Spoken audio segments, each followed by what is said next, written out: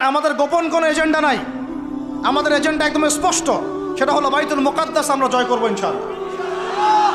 এবং আমাদের কারোর সাথে কোনো শত্রুতা নাই, আমাদের সবাই মিলে আমরা যারা আছি, আমাদের প্রশাসন, আমাদের সরকার, আমাদের আম জনতা, আমাদের মা, আমাদের বোন, আমাদের ভাই, সবাই আমরা এক উম্মাহ ইনশাআল্লাহ। আমরা সবাই মুসলমান, এটাই আমাদের পরিচয়। বাস এর ভিতরে কিছু মুনাফিক ঢুকে গেছে, ওদেরকে আপনারা সাইজ করবেন ইনশাআল্লাহ। আপনারা এটা ইয়াকিন রাখেন, এটা ইয়াকিন রাখেন, বিশ্বাস রাখেন যে মুসলমানরা অচিরেই বাইতুল মুকাদ্দাস জয় করতে যাচ্ছে ইনশাআল্লাহ। এটা বিশ্বাস রাখেন।